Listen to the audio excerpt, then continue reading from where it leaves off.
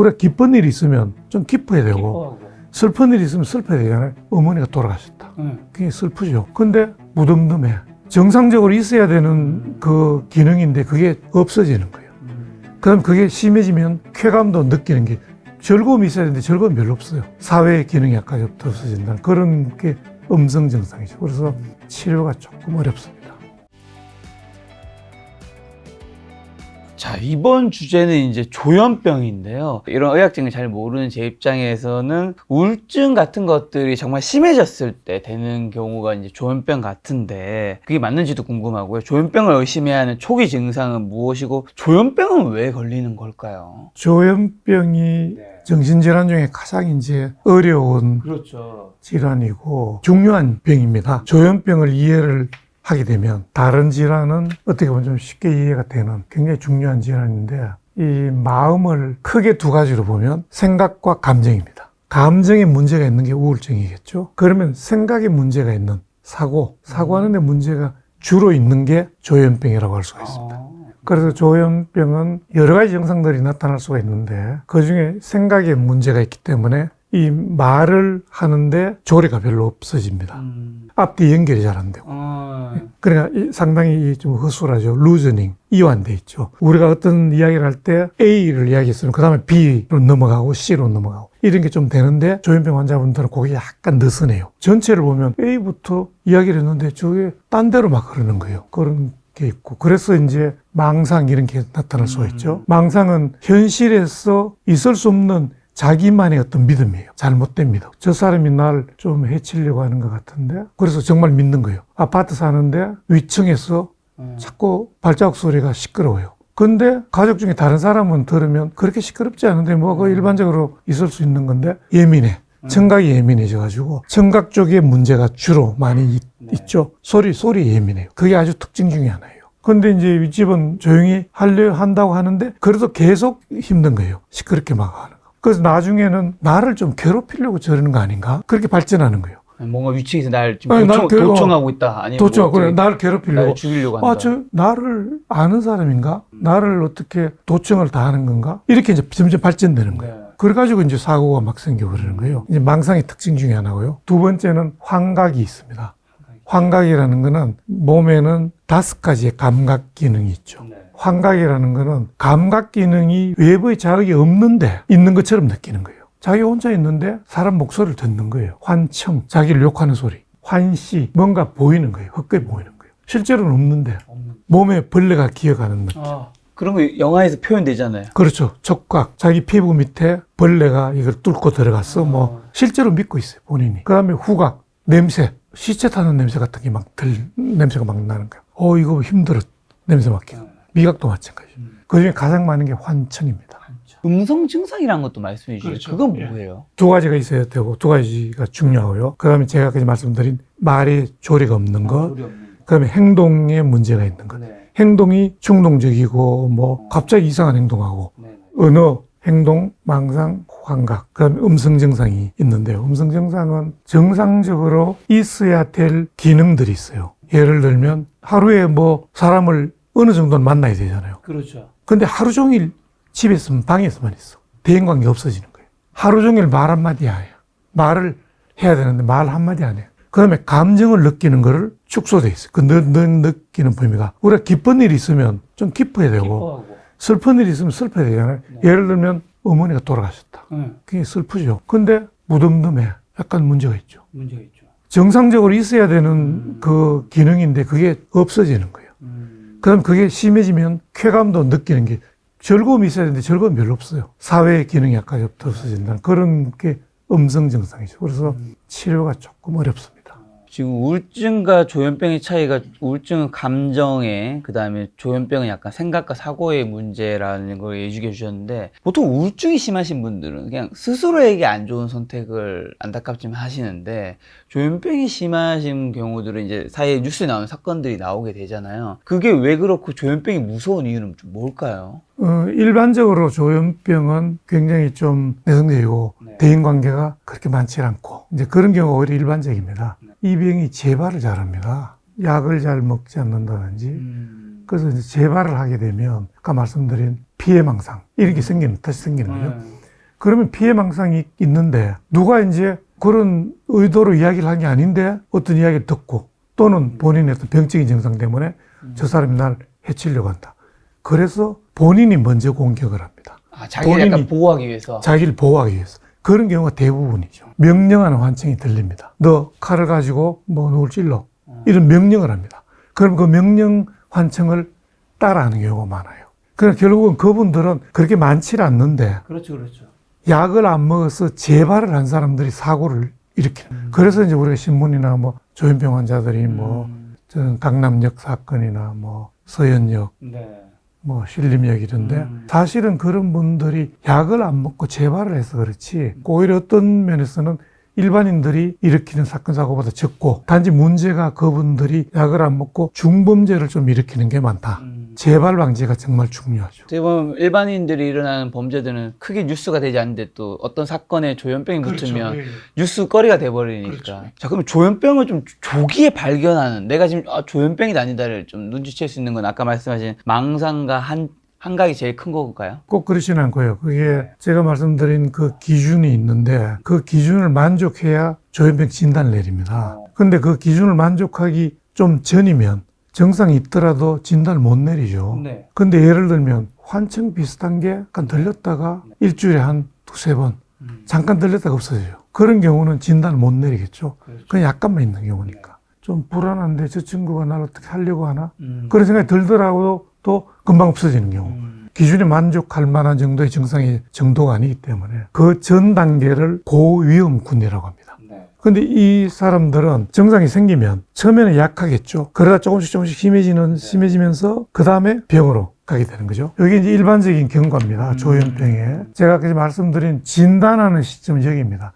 여기 이제 나이입니다. 예, 여기 이제 10세, 20세 이렇게 되어 있고요. Y축은 기능의 정도입니다. 그러니까 이게 이쪽으로 가면 건강한 상태, 아래쪽으로 가면 병이 있는 상태.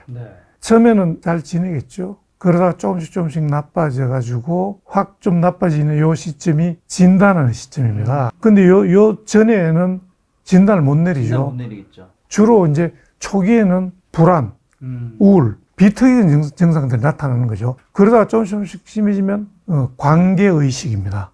그러니까 저 사람이 내하고 관련이 없는데 나하고 관련이 있는 것 같아. 저 사람이 나의 뭘 알고 있는 것 같아. 이런 생각이 조금씩 들어요. 그게 있으면 조금 조심해야 돼요.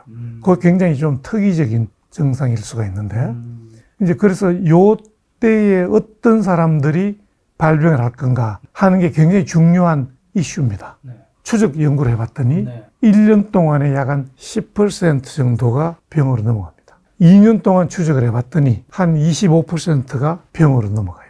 이 고위험군이. 3년 이후로는 쭉 굉장히 안정적이에요. 전체적으로 보면 이 고위험군이 30에서 40%가 정신병으로 넘어가고 나머지는 증상이 있더라도 괜찮다는 거죠. 그래, 이런 증상들이 비특이적이기 때문에 좋아져 버리기도 하고 뭐 증상을 조금씩 가지고 있으면서 계속 가기도 하고 그래서 이때 빨리 잡아서 미리 예방을 하면 정말 좋을 것 같다. 이런 게 지금 현재 전 세계적인 이 조현병의 조기 발견, 조기 치료 또는 예방의 큰 이슈 중에 하나입니다. 조현병에 잘 걸리는 뭐 시기나 나이 같은 것도 있는 건가요? 조현병은 대개 10대 후반, 20대 이럴 때 걸립니다. 여기는 지금 20대 되어 있는데 10대 후반과 20대 초반이 많이 걸리고요. 30대 중반을 넘어가면 발병을 안 한다고 되어 있습니다. 이 이야기는 10대 후반과 20대까지가 뇌가 굉장히 취약한 시기입니다. 외부의 스트레스나 뭐 이런 게 있으면 무너지죠. 어떻게 보면. 취약하다는 거는 뭐냐면 우리 신경세포에 연결이 있는데 이 연결이 정상인들은 규칙적으로 잘 연결이 되어서 정보 전달이 잘 되는데 느슨하다든지 좀 불규칙적으로 연결되어 있다든지 이렇게 되어 있으면 외부의 스트레스나 이런 게 확 오면 그 정보 처리를 하는데 오버로딩, 과부하가 걸리겠죠. 뭐든지 우리가 그렇잖아요. 힘이 없는 사람이 물건을 무거운 걸 들려고 한다. 그럼 들다가 다치잖아요. 똑같아요. 뇌도. 건강한 사람은 어느 정도의 스트레스가 오더라도 다시 좋아져요. 이런 취약성을 가지고 있는 분들은 확 오면은 그걸 못 견디죠. 어떻게 사춘기 때 이런 것들을 잘 관리해야 되는 거군요. 아, 그렇죠. 사춘기 때 우리가 질풍노도의 시기라고 그러잖아요. 그게 다 뇌가 질풍노도의 시기예요. 특히 백질이 그때 굉장히 많이 자라고 서로 시냅스의 연결이 어릴 때 굉장히 많이 막 이렇게 막 되어 있다가 요 시기에 필요 없는 거는 가지치기를 합니다. 전문적인 용어로 프루닝이라고 하는데 필요 없는 연결은 가지를 쳐가지고 필요한 연결의 효율성을 높이기 위해서 그렇게 하는데 조현병 환자분들은 보면 필요한 것도 막 가지를 쳐버리고 필요 없는 것도 치고 과도하게 가지치기를 합니다. 그러면은 결국은 정보 전달에 문제가 생기겠죠. 30대, 40대 조현병에 갑작스럽게 걸린 사람은 10대, 20대 때 사람들은 잘 알지 못하지만 이제 잠재해 있는 경우가 많겠네요. 그렇죠. 본인도 이 모르게. 조현병은 뇌가 취약한 거죠. 뇌가 취약한데 그 취약성을 가지고 있는데 발병 전에는 그런 대로 지내다가 고위험군이 되면 어떤 이유에서든 외부의 자극이나 여러 가지 스트레스 이런 게 보통 사람들은 그냥 쉽게 넘어가는 거를 이분들은 조금 힘들어지는 거예요. 스트레스 관리도 하고 여러 생활 습관 같은 거 관리를 잘하면 비록 취약성을 가지고 있지만 잘 지낼 수가 있죠. 그러면서 30대 초반 정도 그럴 때까지 잘 관리를 하면 조현병에 걸릴 확률이 확 떨어지죠. 그럼 조현병은 누구나 걸릴 수 있는 병인 건가요? 뭔가 잘 걸리는 사람들의 공통점이나 유형은 특징이나 어떤 게 좀 있나요? 조현병은 이제 겉으로 볼 때는 누구나 걸릴 수 있는 거죠. 겉으로 볼 때는 그걸 알 수가 없는 거거든요. 연구를 해서 뭐 이런 경우는 이렇다 이렇다 그런 걸 지금 많이 연구를 하고 있는데 겉으로 볼 때는 누구나 걸릴 수 있는 거고 전 국민의 100명 중에 1명이니까 평생 유병률이 100명 중에 1명은 조현병에 걸릴 확률이 있는 거죠.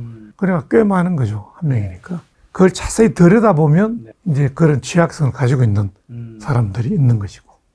뭔가 스트레스에 약하고 예민하고 혼자 지내기를 좀 좋아하시는 분들이 좀 더 걸릴 확률이 그리고 이제 높다. 그렇죠. 그런 이제 그 회복 탄력성도 좀 떨어지는 분들. 야, 그럼 조현병 하면 가족 중에 그런 분들이 있으면 뭔가 되게 조심스럽잖아요. 주변에서도 뭔가 유전적인 요소가 있는가 아닌가 이런 거 생각하시는 분도 있는데 그럼 가족 여기 있는 분들은 실제로 유전이 되는 건가요? 참 그게 말씀드리기가 참 어려운 문제인데 우리가 이제 유전병이라고 하면 일반적으로 어떤 이제 부모님이 예를 들면 유전병에 걸렸다. 그러면 그 자식이 유전병이 100% 대개는 옮겨간다고 생각을 하잖아요. 근데 이 조현병은 그렇지는 않거든요. 물론 유전적인 성향이 있지만 100% 옮겨가는 게 아니기 때문에 유전병이나 병이라기보다 취약성이 유전된다. 이렇게 좀 말씀드릴 수가 있죠. 뇌의 취약성이 대를 물려서 좀 연결이 돼서 그게 이제 뭐 유전자도 관련이 있을 수는 있지만 내 가족이 이런 조현병이 있을 때 그럼 내가 걸릴 확률이 얼마나 되는가? 누가 걸렸느냐에 따라 조금씩 다르죠. 아, 가족과 그거에 따라서 달라요? 예, 왜냐하면 그 유전적인 정보를 어느 정도 공유하느냐에 따라서 예를 들면 이런 거죠. 어떻게요? 일란성 상생하면 100% 유전자를 공유합니다. 그 두 명이 100% 유전자가 똑같다는 거죠. 현재까지 알려진 걸로는 47, 8%가 된다고 되어 있습니다. 상당히 높은 거죠. 근데 거꾸로 이야기를 하면 100% 유전자가 똑같은데도 반 이상은 안 걸리는다는 이야기예요. 거꾸로 이야기를 하면. 그걸 관리를 잘 하면 안 걸리고 그냥 지나간다. 가족 중에 환자분이 계시다고 그렇게 뭐 절망적으로 생각하실 이유는 없고 잘 관리를 하고 스트레스 일으킬 수 있는 훈련 같은 걸 많이 하고 그렇게 하면 오히려 더 건강하게 살 수 있는 거죠. 뭐 혹시나 그럼 뭐 부모가 왜 조현병이 있냐 아니면 엄마 아빠 쪽에 조현병이 어느 쪽에 있냐 아니면 뭐 형제 자매가 부모와 형제 자매 쪽에서 어느 쪽에 있냐에 따라서 더 내가 걸릴 확률이 높고 이런 것도 있나요? 아니면 그건 크게 관련이 없나요? 퍼센트가 있죠. 아, 그것도 있어요? 유전적인. 예. 근데 이제 그거는 그냥 연구에 의한 것이고 지금 뭐 그게 정확하게 100% 이런 건 있을 수 없는 거죠. 중요한 거는 내가 취약하기 때문에 그 취약한 걸 잘 알고 관리하는 게 되게 중요한 거겠네요. 그렇죠. 어쨌든 우리가 성격도 다 다르잖아요. 모든 사람들이. 내성적인 사람도 있고 외향적인 사람도 있고. 외향적인 게 좋은가? 그렇게 이야기하기는 어려워요. 장단점이 다 있기 때문에 내성적인 사람은 나름대로 또 굉장히 장점이 있어요. 그거와 똑같이 우리는 다 다르게 태어납니다. 뇌도 다 다른 거죠. 어떤 사람은 뇌가 취약한 경우도 있고 약한 경우도 있고 어떤 사람은 강한 경우도 있고 성격이 뭐 좀 고집이 센 사람도 있고 아닌 사람도 있고 다 다르죠. 그러니까 우리가 다 다르게 태어났기 때문에 그걸 우리가 잘 알고 또 나름대로 관리도 하고 이렇게 하면은 건강한 삶을 살 수가 있는 거죠. 그럼 조현병은 치료가 가능한 병인가요? 그게 이제 조현병이 진단이 일단 되면 경과가 어떻게 되느냐 그 이야기하고 이제 같은 이야기라고 생각이 되는데 이게 이제 경과입니다. 크게 30% 정도로 이렇게 나눠진다고 생각을 하시면 돼요. 발병이 되면은 확 나빠지잖아요. 그 다음에 치료를 하면 10%는 완전히 호전된다. 이렇게 되어 있는데 요거는 조금 이제 그런 거고 한 3분의 1이라고 생각하면 됩니다. 3분의 1은 완전히 좋아져서 어떤 식으로든 약을 끊고 잘 지낼 수가 있어요. 나머지 3분의 1은 약을 먹고는 그런 대로 지내는데 약을 또 안 먹으면 또 나빠져요. 호전과 재발을 반복하는. 나머지 3분의 1은 만성적인 재발을 자꾸 해요. 그리고 좋아지더라도 후유증이 좀 남아요. 여기는 45%라고 되어 있는데 여기 연구마다 조금씩 다른데 크게는 3분의 1. 조현병을 병원에서 치료하는 방법은 어떻게 되나요? 조현병을 어떻게 하면 낫는 건가요? 주로 조현병은 이제 약물 치료가 대부분이죠. 약물 치료가 한 7, 80%를 차지하죠. 왜냐하면 이 조현병은 아까 제가 말씀드린 신경전달 물질 중에 도파민이 문제가 있는 걸로 일단 되어 있거든요. 주로 도파민에 문제가 있다. 그래서 도파민의 기능이 비정상적으로 증가되어 있는 거다. 그게 양성 증상과 관련이 있다. 이렇게 되어 있죠. 약을 쓰면 그 약물이 도파민 수용체를 막아가지고 도파민이 붙질 못하게 만들어요. 그 도파민이 붙질 못하니까 도파민 기능이 떨어지겠죠. 가짜 도파민이 도파민 수용체에 붙어가지고 진짜 도파민이 못 붙게 만들어요. 그러니까 도파민 활성도가 떨어져서 전체적으로 도파민 기능이 떨어지는 거죠. 그랬더니 좋아지더라. 그러니까 이거 조현병은 도파민 기능이 비정상적으로 올라가 있는 그런 병이지 않겠는가 그렇게 생각을 한 거죠. 근데 그거는 이제 양성 증상만 관련이 있습니다. 그렇게 음성 증상은 도파민 기능이 오히려 그 반대로 떨어져 있든지 또는 다른 신경 전달 물질, 세로토닌이나 뭐 다른 신경 전달 물질과 관련이 있죠. 그러니까 일반적인 항정심의 약물을 쓰면 쉽게 좋아지는 것은 양성 증상, 환청, 망상, 행동, 언어 이상 이런 건 쉽게 좋아지는데 음성 증상, 말이 별로 없다든지 감정에 그런 반응이 떨어진다든지 친구가 별로 없다든지 뭐 이런 것은 약으로 별로 그렇게 좋아지진 않죠.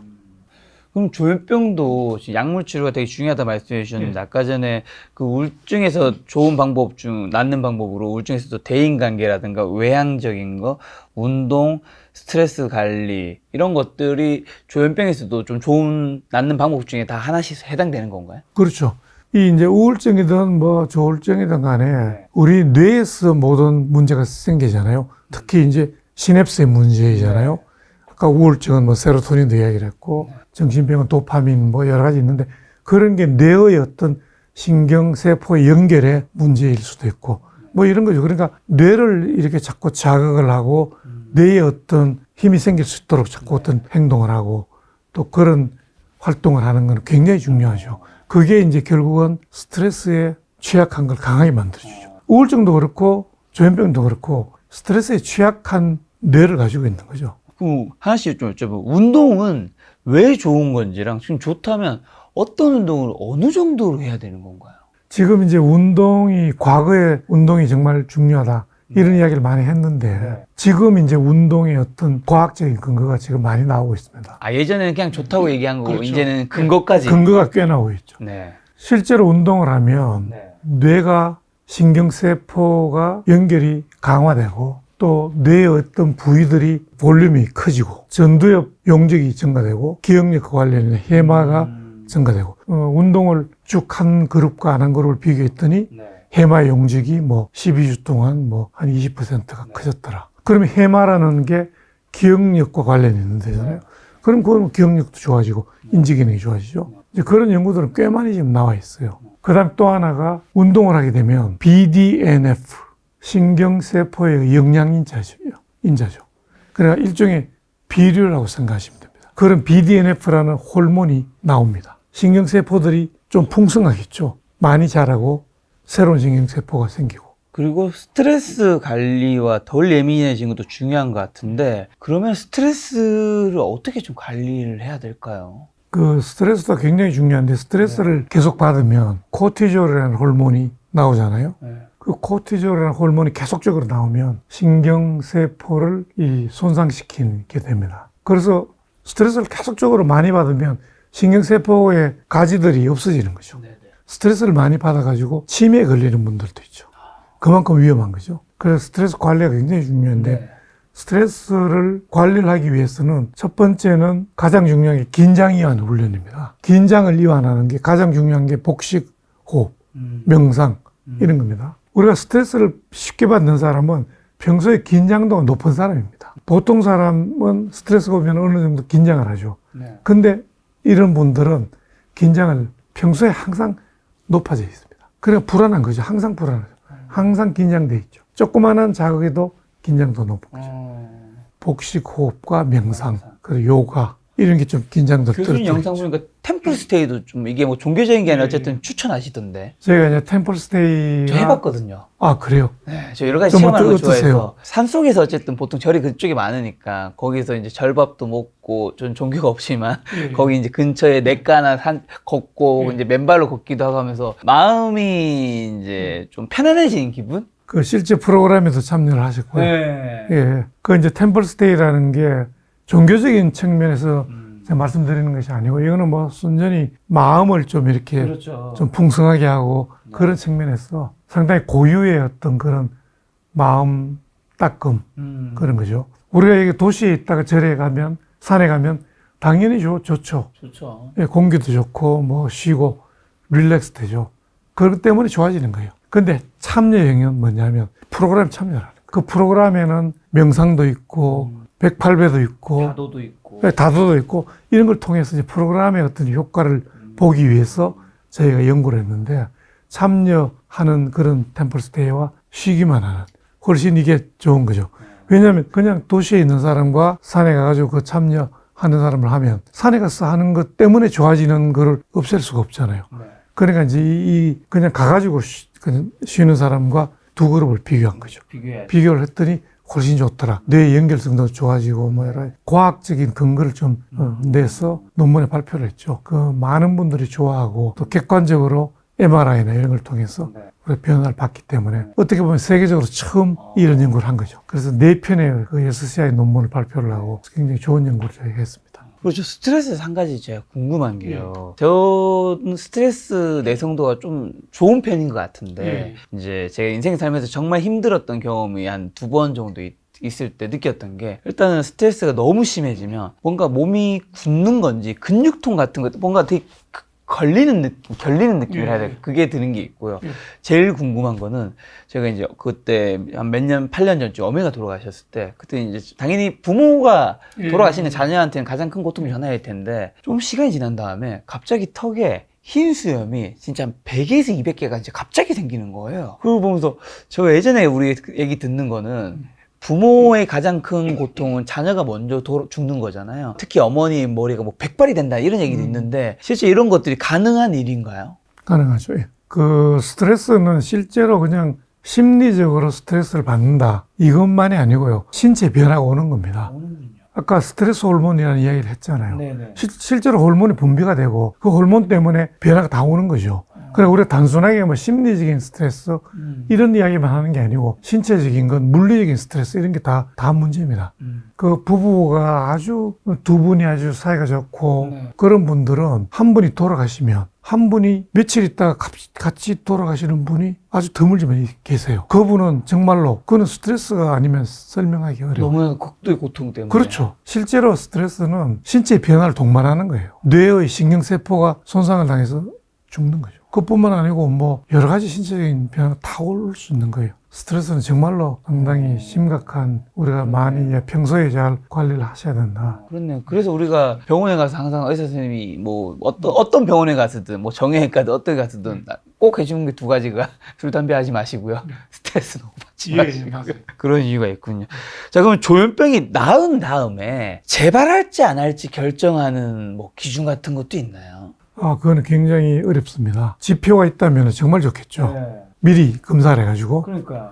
그런데 그 지표 연구를 지금 많이 하고 있는데 아직까지 우리가 뭐 임상에서 사용할 정도는 안 되고요. 어쨌든 회복이 빨리 되고 좀 쉽게 되고 많이 회복이 병전 성격 또는 병전 상태로 많이 돌아오는 분들은 이유가 좋겠죠. 아무래도. 근데 치료를 했는데 치료 기간이 길고 약물 치료도 잘 듣질 않아서 이것저것 약을 바꾸기도 하고 고전이 되었는데도 약간 어느 정도 좀 인지 기능이나 이런 게 좀 떨어져 있고 이런 경우는 재발의 가능성이 있겠죠. 그러면 이제 아까 우울증과는 다르게 아무래도 조현병이라고 하면 많은 분들이 사실 뭐 뉴스 때문이기도 하고 여러 가지 때문에 좀 무서워하시잖아요. 주변에 만약에 내 지인이나 뭐 가족이 조현병 환자가 있다면 어떻게 해야 될까요? 조현병 이퀄 중범죄. 뉴스에 이- 예. 딱 나오니까. 그건 아닌 것 같고요. 대부분은 괜찮습니다. 근데 약을 복용을 안 하는 분들이 좀 문제가 있는데 조현병 환자분을 볼 때도 우리는 그냥 보통 사람인 것처럼 다 대해야 됩니다. 오히려 조현병 환자니까 뭐 이렇게 해야 된다 저렇게 해야 된다. 네. 그런 거는 뭐 있을 수 없고요. 그냥 보통 사람처럼 다 대해주고 본인이 만약에 병을 앓고 있다는 얘기를 하게 되면 그에 대해서 공감도 해주고 보통 사람처럼 대하는 게 사실은 가장 중요하다. 저는 그렇게 생각합니다. 그리고 과거에 사실 조현병이 원래는 정신분열이라는 병명으로 제가 알고 있는데 조현병이라고 이름으로 이제 바뀐 지가 좀 됐는데 그 바뀌는데 교수님도 역할이 좀 있으셨다고 제가 들었는데 왜 바꾸셨는지. 정신분열병 이러면은 낙인을 찍는 거죠. 정신이 분열된다. 뭔가 좀 더 무섭죠. 좀 이상하죠. 또 그걸 처음 들으면 모든 사람들이 정말 충격에 빠집니다. 이 정신이 분열되면 어떻게 되는 건가? 그래서 당시에 가족 모임이 있었는데 그 가족 모임에 아름다운 동행이라는 가족 모임이 인터넷 카페가 있습니다. 4,5천 명의 가족들이 탄원서를 썼습니다. 정신분열병을 병명을 바꿔달라. 이거 뭐 너무 낙인을 찍는 거 아닌가. 그렇게 해서 국회에도 청원을 하고 우리 학회에도 청원을 했습니다. 그때 대한정신분열병학회에 제가 이사장을 하고 있었는데 그때 청원이 들어온 겁니다. 그래서 그걸 보고 제가 이거는 뭐 꼭 바꿔야 되는 거구나 해서 이제 그 병명개정위원회 팀을 만들게 되고 한 3년 반 작업을 했죠. 이 조현병은 조현이라는 단어가 좀 생소하죠. 생소해서 그때는 굉장히 좀 이거 이름이 좀 너무 생소한 병이다 이런 생각을 했는데 제시를 하신 분이 국어국문학과 김진영 회장님이세요. 이게 원래 옛날부터 있었던 단어다. 조현, 긴환. 이 조현이라는 건 현악기의 현, 줄을 고르는데 조율하는 게 긴완, 긴장. 너무 이렇게 막 재도 문제고 너무 루즈하게 이렇게 해도 문제고 적절하게 돼야 된다. 자고로 마음을 닦는 사람은 마음의 상태가 조현, 긴완이 아니고 적절하게 튜닝이 조율이 되는 것처럼 그런 마음의 상태가 되어야 된다. 그랬는데 그걸 보고는 본인이 볼 때 정신분열병이라는 게 보니까 이게 완전히 똑같더라. 이런 조현, 긴환 내용하고 똑같으니까 제시를 한 거죠. 지나고 나니까 꽤 좋은 이름이다. 심리적인 것과 생물학적인 것을 다 포괄하는 굉장히 좋은 이름이다. 이런 생각 들죠. 저는 이제 교수님 모시고 우울증과 조현병에 관해서 이제 이야기 들었는데 아마 이 영상을 보시는 전국의 많은 시청자분들 중에서는 우울증과 조현병을 앓고 있으신 분도 있을 수 있고 그 가족인 분도 있을 수 있는데요. 그분들한테 꼭 뭔가 하시고 싶은 마지막 말이 있다면요. 예, 조현병은 어떻게 보면은 굉장히 만성병이라고 볼 수가 있고요. 한 3분의 1 정도는 좀 쉽게 좋아지고 전체적으로 좀 경과가 만성적인 경과를 가는 경우가 많습니다. 그렇기 때문에 좀 상당히 오랫동안 이 조현병을 가지고 가면서도 잘 관리를 하는 그런 게 필요하고요. 그게 이제 약을 잘 일단은 복용을 해야 된다. 약을 복용하는 게 한 70% 역할을 합니다. 재발을 방지하는 거예요. 재발 방지가 굉장히 중요합니다. 또 좋아지면 약을 조금씩 줄이겠죠.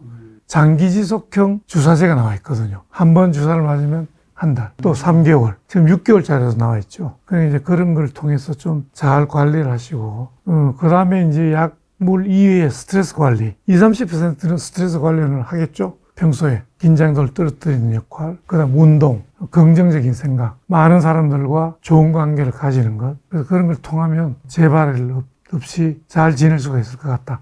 이런 생각이 들고 고혈압이나 당뇨처럼 약간 지속적으로 관리를 잘하는 만성적인 병이 주로 그 코스이기 때문에 그냥 약이라는 게 비타민이다 생각하시고 약을 안 먹는 게 목표다 그렇게 하시면은 좀 힘들 수가 있으니까 약을 먹든 안 먹든 그건 비타민이다 생각을 하고 잘 드시면서 잘 지낼 수 있는 그렇게 잘 지내다 보면 약을 끊을 수도 있고 뭐 이런 거기 때문에 잘 지내는 게 목표지 약을 끊는 게 목표가 아니거든요. 그래서 그걸 좀 잘 생각하시면은 잘 지낼 수 있지 않나 이런 생각. 어떻게 보면 조현병이든 우울증이든 완치가 목표라기보다는 그 병을 함께 살아가도 내 일상생활에 문제가 없는 그렇죠. 그렇게 그걸 목표로 삼는 게 예. 본인의 그 스트레스 관리에도 또 그렇죠. 도움이 될 수도 있겠네요. 그 많은 사람들이 약을 끊는 게 목표로 해서 약을 먹고 좋아졌거든요. 네. 좋아져서 뭐 1년, 2년 지나니까 나 약 안 먹어도 돼. 왜 이렇게 좋은데 약을 먹어야 되나? 이렇게 해서 약을 끊어버리고. 그리고 또 약을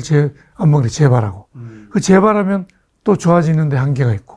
이렇게 만성적인 경과를 가거든요. 일단 약을 먹으면서 잘 지내는 걸 목표로 해서 담당 선생님하고 잘 이렇게 지내는 그런 게 목표로 일단 하시는 게 중요하다고 저는 생각을 합니다. 알겠습니다. 오늘 교수님의 말씀을 통해서 병원에서 통원 치료하는 분들에게도 도움이 됐으면 좋겠고요. 무엇보다도 아직까지도 어쨌든 정신과적인 이런 병에서는 병원 문턱을 못 넘어가시는 분들이 꽤 많이 있잖아요. 그분들에게도 오늘 영상이 여러분들의 우울증과 조현병을 낫게 하는 데도 큰 도움이 되실까 않을까라는 생각 들었습니다. 교수님과 다음번에 또 좋은 정신과 관련된 콘텐츠 한번 만들어 보도록 하겠습니다. 오늘 만남의 손님은 권주수 교수님이었습니다. 지금까지 여러분 소중한 시간 함께 해주셔서 정말 감사합니다. 오늘도 김 작가였습니다. 고생 많으셨습니다. 네, 감사합니다.